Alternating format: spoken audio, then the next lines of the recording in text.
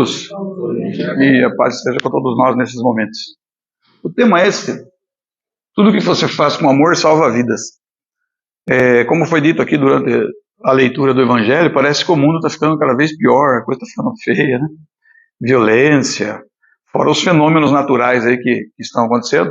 Mas se nós estudarmos um pouco mais detalhadamente o capítulo 18 do livro A Gênesis, nós vamos ver que está tudo dentro do prognóstico. Então, quando nós estudamos as leis de Deus, nós vemos a providência e a previdência, nós sabemos exatamente o que vai acontecer. É que quando nós fazemos alguns tipos de estudo, nós condicionamos o nosso comportamento, as nossas necessidades, àquilo que nós estamos absorvendo como conhecimento.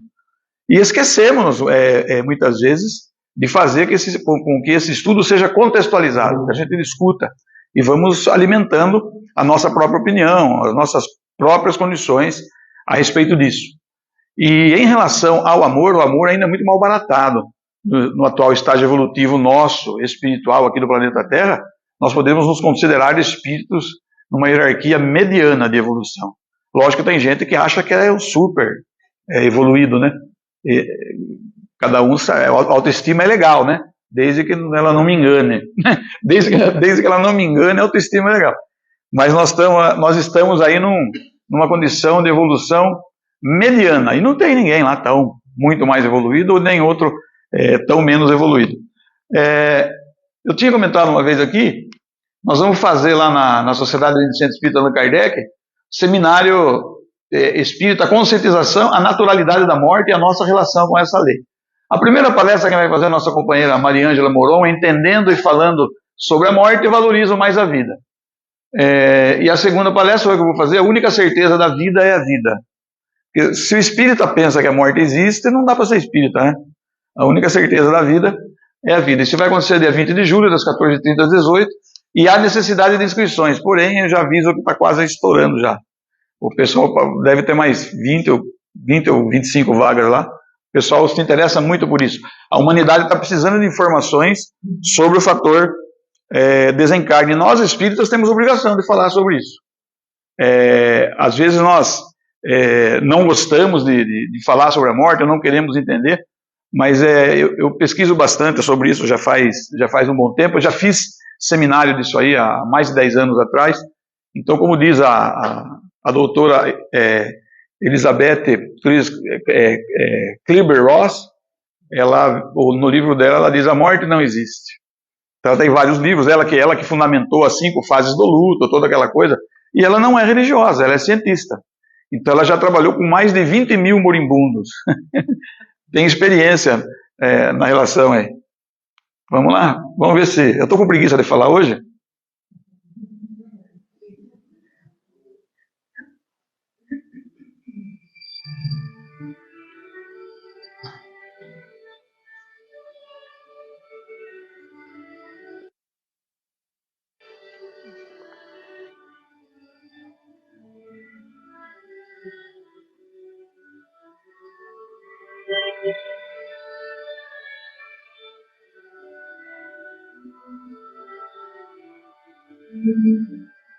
A criação de vida. E disse Deus no infinito, que se faça firmamento. E o Pai condensou aos poucos o seu próprio pensamento. E a santa sabedoria deu início à sinfonia, que fez o espaço e a energia, a matéria e o movimento. E disse Deus satisfeito, que nos espaços profundos surgem infinitos mundos, e os contínuos turbilhões, a explodir do espaço infinito, geraram astros fulgentes, de cores surpreendentes, galáxias, constelações. Estava feito o universo.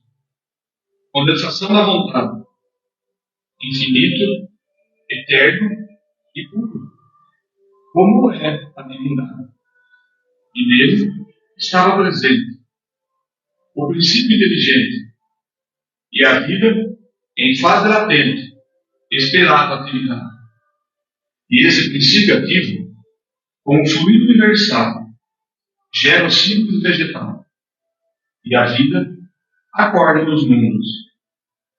E disse Deus onipresente: ao princípio na matéria, evoluído, és bactéria, no charco e mares profundos. E o ser unicelular desenvolve seu psiquismo, multiplica suas células, fragmenta-se, transformismo, e os ambientes vários já não são protozoários, são ativos operados com diferente organismo. E o princípio inteligente, com a lei da reencarnação, vai sofrendo a mutação dos vários corpos e agita, cresce nas águas, no solo, evolui nos campos,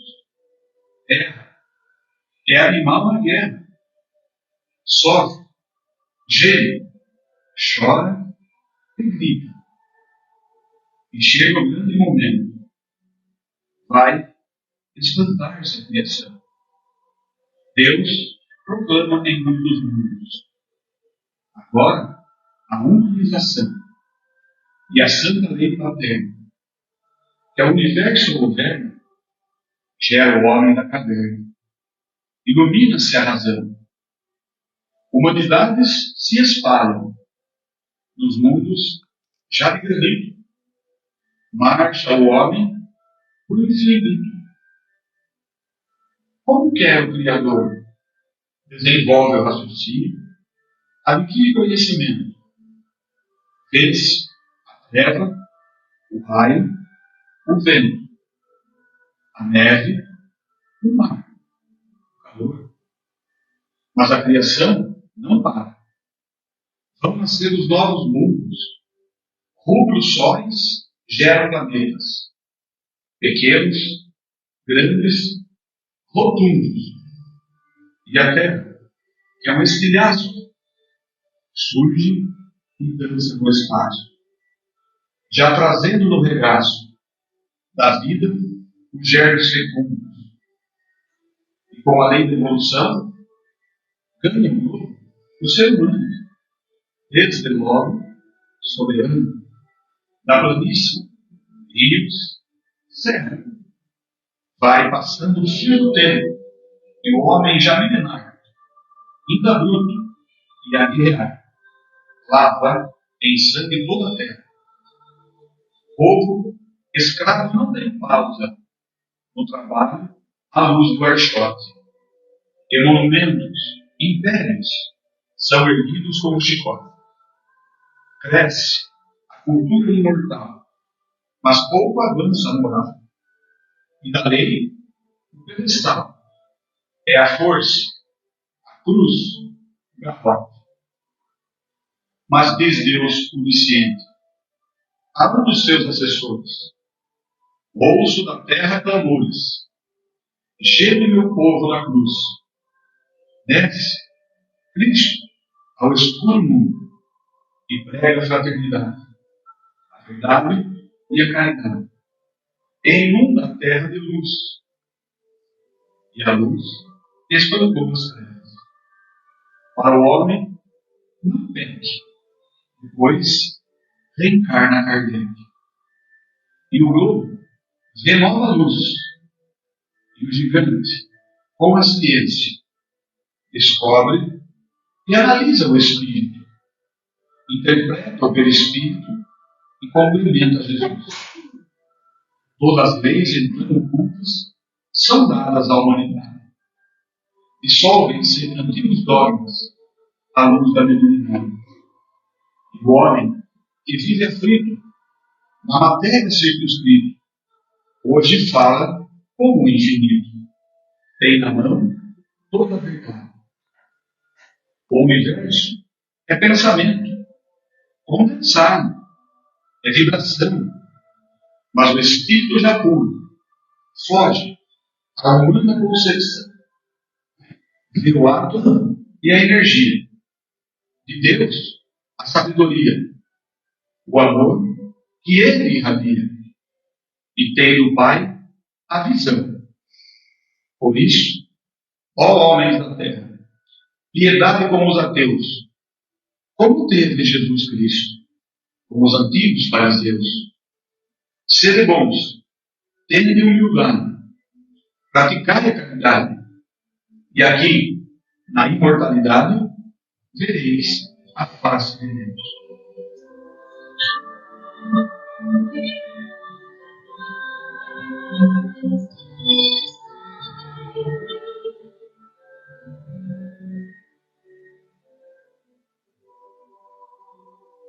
Só tem gente, não pode passar.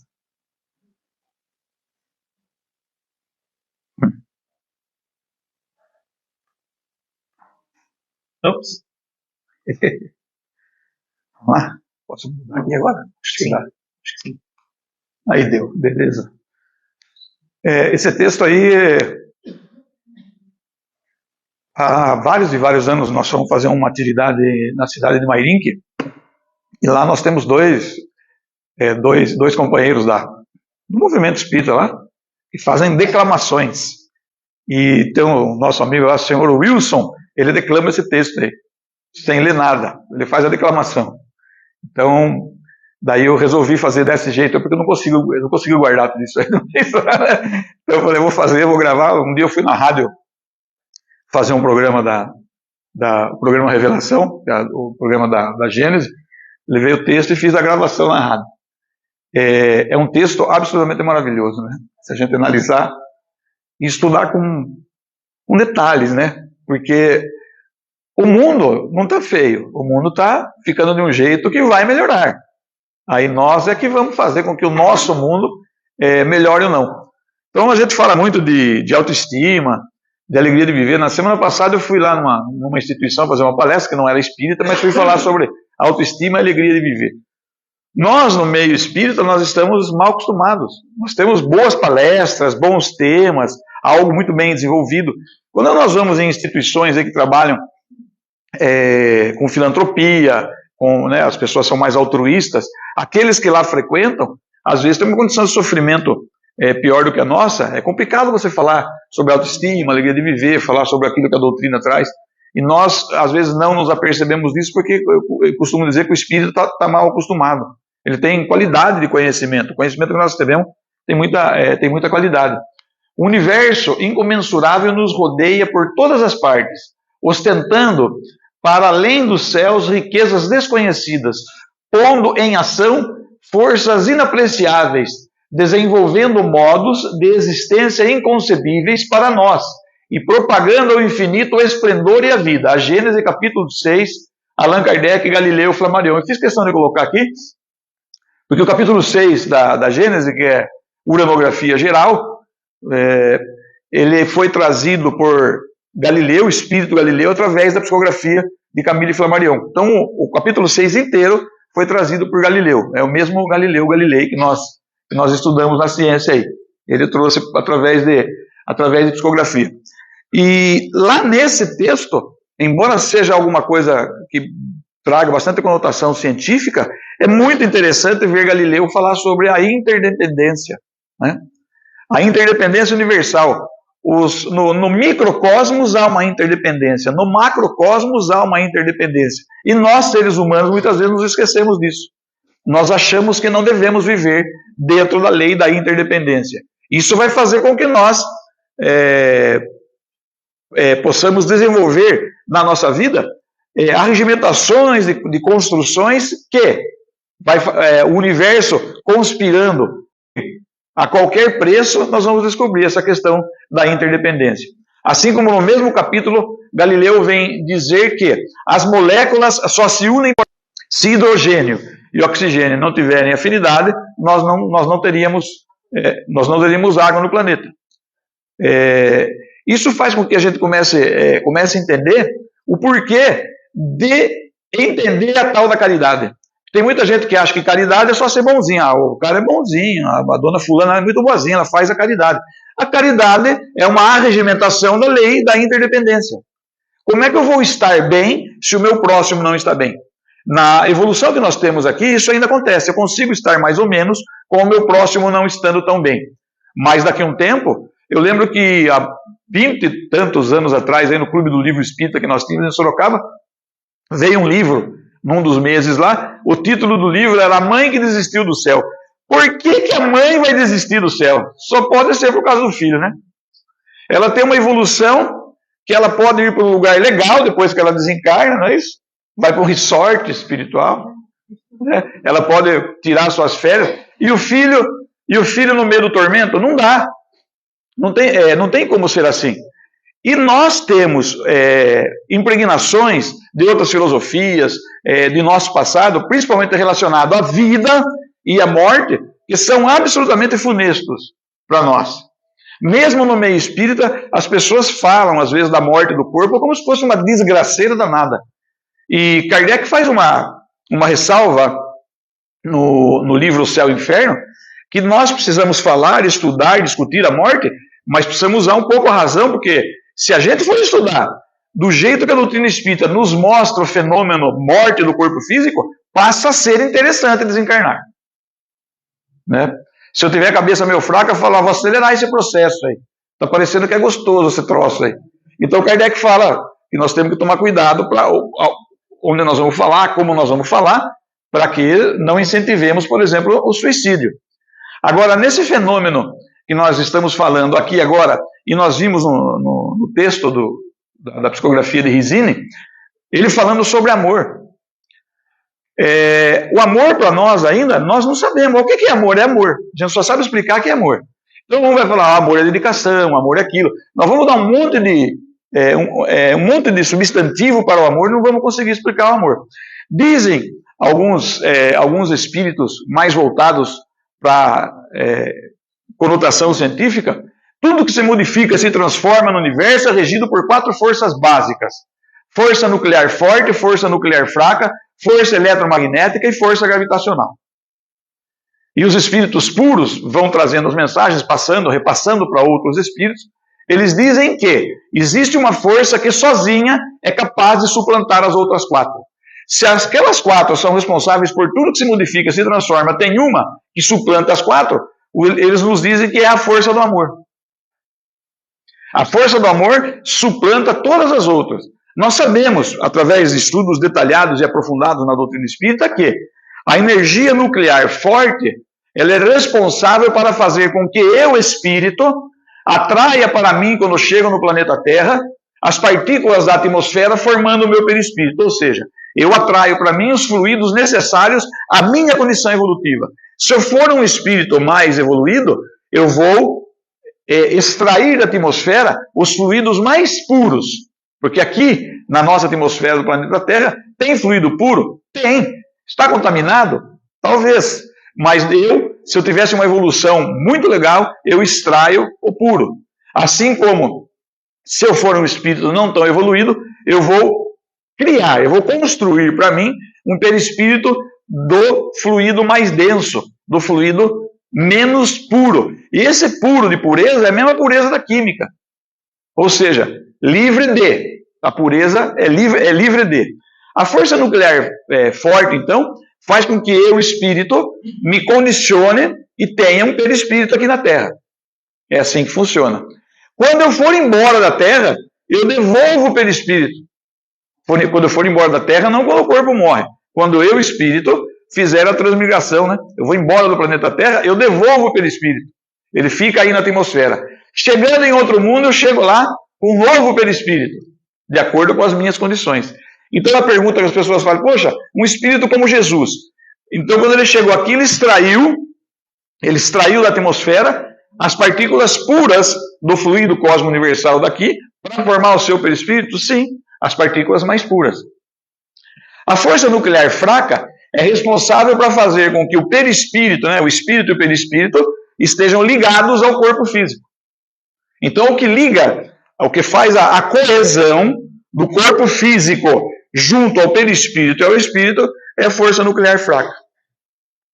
Aí nós vamos entrar numa outra proposta de estudo no outro dia, que é mundo dos gluons, mundo dos gravitons, coisa desse tipo aí. Mas por que nós estamos falando isso? Se toda essa coesão, essa interdependência, ela faz parte da lei de Deus. Ela não está sendo criada, não está sendo desenvolvida, ela já existe. A força eletromagnética todo mundo conhece. A partir do momento que enfiou a primeira vez o dedo na tomada, sabe como que é. Né? Toma um choquinho lá, já sabe. já está tendo contato com o eletromagnético. E a força gravitacional, para nós, embora ela pareça não ter tanta influência, mas quando a gente começa a andar, né, a gente começa, de criancinha começa a andar, a gente já começa a conhecer, porque cai toda hora até aprender a se equilibrar. E depois dos 40 também ela começa a exercer o poder de novo. Depois dos 40 começa a vir a tal da força gravitacional, vai nos atraindo para baixo, né? Daí vem botox, viagras, tudo aquela coisa, tudo lutando contra a força da gravidade. Chega uma hora, não tem jeito, vai para 7 palmos abaixo da Terra, ela puxa o corpo. Não tem jeito. É um fenômeno absolutamente natural e maravilhoso. Quando nós vemos, por exemplo, depois da morte do corpo, as mudanças das colorações dos nossos tecidos, quem vê isso só vendo, parece uma podridão, uma coisa... A gente estudando cada uma das fases da mudança da matéria após a morte do corpo, é fantástico. Nós é que temos uma mania de tornar as coisas feias. Nós gostamos de coisa feia. Vê se a gente assiste noticiário que está da boa notícia. Nós gostamos de coisa ruim. Né? Gostamos de coisa que traga esse desagravo. Então essa questão da nossa relação para com as forças, até que nós compreendamos verdadeiramente qual é essa legítima força do amor. O amor é vida, o amor é criação. Deus é amor. Simples de falar, quase impossível de entender no nosso estágio evolutivo. Assim como lá no texto ele fala, o espírito já puro foge à compreensão humana. Nós não sabemos nem o que é um espírito puro. Tem um livro do Chico que diz que a última vez que os espíritos puros chegaram mais perto da Terra foi quando eles foram decidir a vinda de Jesus para cá. Eles se reuniram no sol. A reunião foi no sol para decidir a vinda de Jesus. Olha como nós estamos com moral, eles nem aqui não vêm. Nem aqui não precisa vir. No sol eles já falam, manda lá para aquela turma lá alguma coisa. Lá. Vamos ajudar. Né? Então essas tempestades do sol, toda essa coisa aí, são coisas que estão acontecendo e o mundo está melhorando. E essa questão, o que eu estou fazendo em relação a tudo isso? Porque o tema da palestra é que o que eu faço com amor salva vidas, não é isso? Eu costumo dizer que se você passou sua carreira na vida aí, seja espírita, seja profissional, familiar, e conseguiu salvar uma vida, você já cumpriu sua meta reencarnatória, vamos dizer assim, não é? E tem gente que salva muitas vidas. Então tem um amigo que ele é de uma outra filosofia, e é muito meu amigo. E a gente conversa, eu falo do espiritismo, ele fala da religião dele, ele faz perguntas, porque nós, espíritas, nós despertamos curiosidade. Eu por causa da minha loucura, outros por outros motivos. Mas, uma vez ele foi questionado pelos seus pares da sua religião, porque andava comigo, que eu sou um expositor espírita. Olha que interessante. Nós temos uma tendência de dividir o amor. Por isso que nós não vamos entender. O amor não divide. Não tem como dividir. Os casais, por exemplo, quando se casam, com o tempo não fala que ama mais todo dia, às vezes, né? Às vezes fala uma vez por ano. Daí a mãe, coitada, precisando de amor, ela apela. Olha para a criancinha de 1 ano e fala, você ama mamãe, né? Porque ela precisa ouvir. Todos nós queremos ouvir que somos amados. Interessante, por que nós não nos dedicamos a entender um pouquinho mais essa questão do amor? Então, nesse universo incomensurável que nos rodeia por todas as partes, nós vemos aqui as possibilidades infindas do universo. Nós também temos possibilidades infindas. Porque nós não somos espíritos eternos, mas somos espíritos imortais. Nós surgimos um dia, né? Fomos criados. Teve um período que nós não existíamos. E uma grande dúvida que gera esse fenômeno do questionamento, da dúvida da interdependência, é que as pessoas acham que Deus cria o espírito pronto, já em individualidade. Não. De um todo, os espíritos vão se individualizando. É bom que a gente estude isso para poder aprender essa questão da individualidade. Na origem, o homem só tem instintos. Aqui está a evolução humana. Mais avançado e corrompido só tem sensações. Mais instruído e purificado tem sentimentos. E o ponto mais delicado do sentimento é o amor. Evangelho, segundo o Espiritismo, capítulo 11, Instruções dos Espíritos, a Lei do Amor, Lázaro, Paris, 1862. Lázaro, junto com Erasto, ele sempre fazia algumas orientações para Kardec, Porque tudo aquilo que você fizer com amor, eu não posso colocar isso como tema de palestra, mas durante a palestra eu posso falar. Tudo aquilo que você fizer com amor, você vai sofrer críticas. Então, se nós temos um lugar aqui que tem fome, nós formos lá acabar com a fome, nós vamos ter inimigos por isso. Nós, espíritas, sabemos disso. Porque tudo aquilo que a gente vai fazer sempre tem críticas e surgem, às vezes, inimigos. Nós vemos aí os inimigos que Chico Xavier teve. Chico Xavier salvou poucas vidas. A última vez que eu fazia uma pesquisa sobre isso aí, ele salvou aproximadamente 45 mil vidas. É pouco, na capivara espiritual dele é só 45 mil só. Já pensou? E eu fiz o quê? Eu pergunto para mim, não vou perguntar para os outros, né? Nós vemos o Divaldo Pereira Franco, a fome de quantos ele acabou saciando, né? A fome, não, mas não é só a fome do corpo físico. A fome é de amparo, de carinho, toda aquela coisa. A nossa relação para com nós mesmos, em sentido de amor, é muito mal baratada, porque o amor que nós queremos é um amor egoísta. Nós queremos o amor só para nós. Daí nós não vamos entender nunca. A questão do desenvolvimento, olha que interessante. Esse na origem o homem só tem instintos, nós já passamos nessa fase. Os instintos ainda falam mais alto. Outro dia no grupo de estudo que nós temos lá, o pessoal falou, onde que está o instinto? Aqui, não é uma pergunta legal? Onde que está o instinto? A inteligência está na onde? Está no espírito? E o instinto está no espírito? Se o instinto tivesse no espírito, os animais não utilizavam. Os animais não são espíritos individualizados. O instinto está no universo. Nós usamos o que está no universo. Assim como nós precisamos entender algumas coisas. Por que Kardec coloca assim? No lugar ele coloca fluido universal. No outro ele coloca fluido cósmico. E no outro ele coloca fluido cósmico universal, falando a mesma coisa. Porque a ciência naquela época não tinha, não conhecia esse universo, esse mundo das partículas, né? Da emissão de ondas, por exemplo. Kardec fala ondas e raios, quando ele fala sobre o pensamento. Então, quando é fluido universal, o fluido universal é aquele puro, exatamente puro. Saindo da origem da criação divina, o fluido universal é o puro. O fluido cósmico é aquele que está em todo o cosmos, em tudo que é a criação de Deus. E o fluido cósmico universal já são as modificações. Segundo está no Livro dos Espíritos, o fluido cósmico sofre uma quantidade de modificações inumeráveis, ou seja, o fluido cósmico se modifica, se transforma de uma maneira infinita. É infinito. Por isso nós somos espíritos sui generis, ou seja, somos espíritos únicos, não tem nenhum igual. Outro dia eu conversava com uma amiga e disse que a sobrinha dela deixou de ser espírita.